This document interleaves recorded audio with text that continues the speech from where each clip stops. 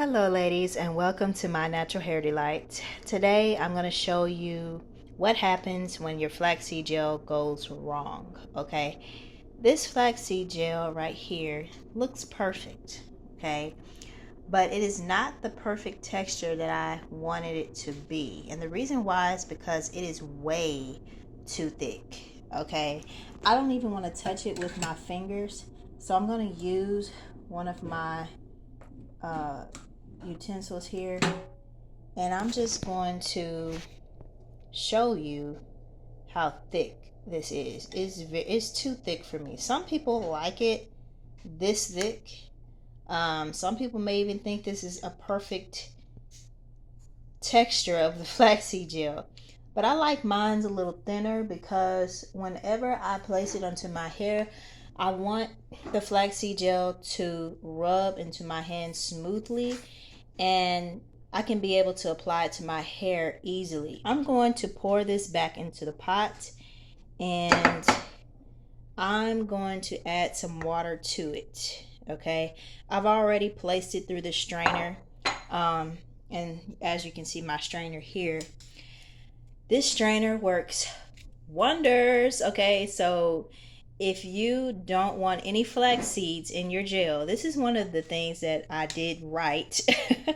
If you don't want any flax seeds in your gel at all, use a strainer. That's all you would need. And make sure that your flaxseed gel is thin enough for you to pour your flaxseed gel into the bowl the way it's supposed to, because if it's too thick, it's going to be very hard to get all of the flaxseed gel out of the strainer, and then you're going to have to use a stocking or a do-rag or something that's going to help squeeze out the flaxseed gel. That just takes too much work, and that's just unnecessary. So I'm adding 2 more cups of water into my flaxseed gel, and I'm going to place it back on the stove because I want it to be thinner. Okay, now I may have added a little bit too much water to it, but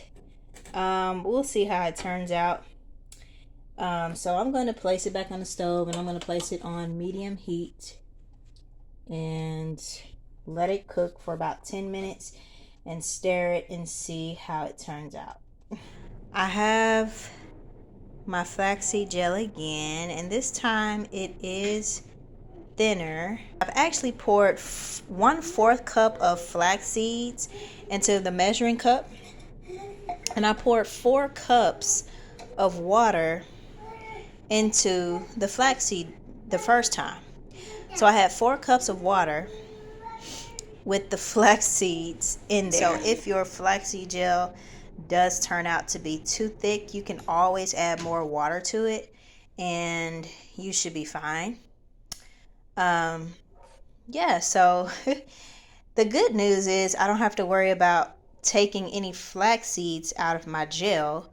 So that's the good part. That's half the battle, actually. So now I'm going to pour it into my strainer again. And this time I'm going to pour it into the bowl. I'm not going to pour all of it into the bowl because I don't think it's going to. So as you can see, it's sinking in the way it's supposed to. Okay. So I can say that my flaxseed gel is thinner. I normally freeze most of my flaxseed gel because I only use a little portion of it for my hair. I don't need a lot of flaxseed gel. So this is a whole lot of gel. So I can actually preserve this by just freezing it. And I'm actually writing an ebook on how you can use other natural preservatives without placing it into the refrigerator. So stay tuned for that. So thank you ladies for watching. I hope that you have enjoyed this video. Please give it a like. If you have liked this video, please give it a thumbs up, and please subscribe to my YouTube channel at My Natural Hair Delight, as I will be posting more natural tutorials on how to take care of your natural hair. So thank you ladies again, and I will talk to you all again soon. Bye bye.